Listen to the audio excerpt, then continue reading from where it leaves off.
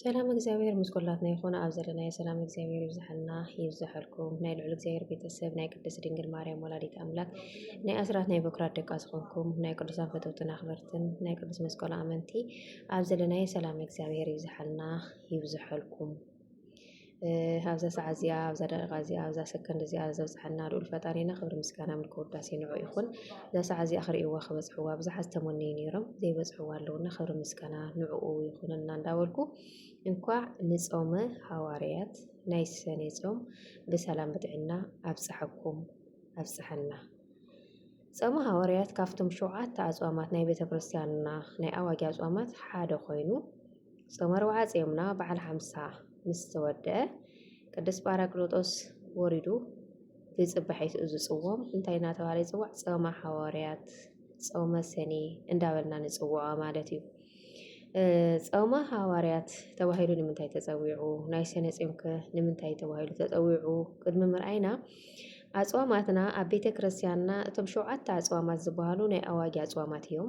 ካልእ ናይ ንስሓ በዓልና ስዋኤ ንኣትዎ ካብኡ ደሞ ናይ ጽጌ ጾም ማለት ናይ ፍቃድ ጾም ናይ ጳጉሜን ጾም ማለት ናይ ፍቃድ ጾም ማለት እዩ። እዚኦም ግን 7 ኣጽዋማት ግን ናይ ኣዋጊ ንቤተ ክርስቲያንና ናይ ኣዋጊ ኣጽዋማት እዮም ማለት እዩ። ውዳሴ ይኹንቱም የብሉን እና ኩላትና ደቂ ተዋህዶ ክንጾሞም ዝግብኡና ኣጽዋማት እዮም። ነገር ግን ካብ ዘይምፍላጥም ክኸውን ይኽእል ናይ ሰነ ጾም ናይ ቀሺ ዝጾም ጾም እዩ። ጾም ፍልሰታ ቆልዑ ዝጾምዎ ጾማት እዩ ክበሃል ሓደ ይስማዓና ካብ ዘይምፍላጥ ዝተልዓለ እምበር ኩሎም ኣጽዋማት እንታይ እዮም ናይ ቤተ ክርስቲያንና ናይ ኣዋጅ ኣጽዋማት እዮም ማለት እዩ። ስለዚ ክንጾሞም ግድነት እዩ። ጾመ ሐዋርያት ንምንታይ ጾመ ሐዋርያት ተባሂሉ እንተይልና ቅዱሳን ሐዋርያት እዮም እቲ ጾም ጀሚሮምዎ።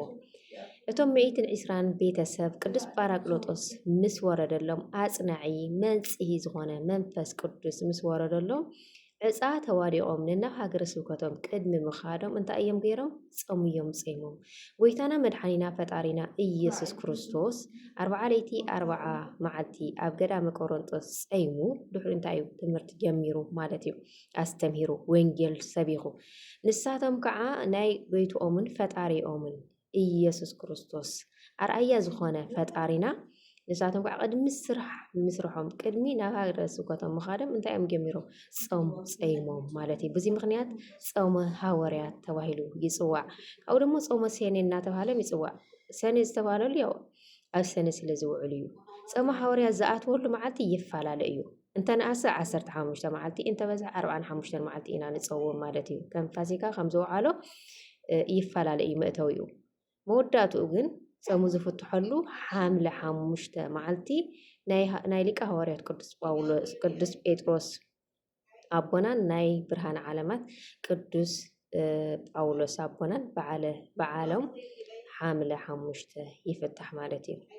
ስለዚ ንሕና ከዓ ቅዱሳን ኣቦታትና ሐዋርያት ደቂ ቅዱሳን ኣቦታትና ሐዋርያት እንተደኣ ኮይና እዚ ጾም እዚ ክንጾሞ በረከት ቅዱሳን ኣቦታትና ክሓድረና ቅዱሳን ኣቦታትና ቅድሚ እቲ ትምህርቲ ምጅማሮም ቅድሚ ስብከት ምጅማሮም ጾም ከም ዝጀመሩ ንሕና ከዓ ማንኛው ስራሕ ክንሰርሕ ማንኛው ሓሳብና ዝኾነ ይኹን ህይወትና ክንጀምር መጀመርያ ጾምን ጸሎትን ስዋኤን ክንሕዝ ከም ዘለና የስተምህረና።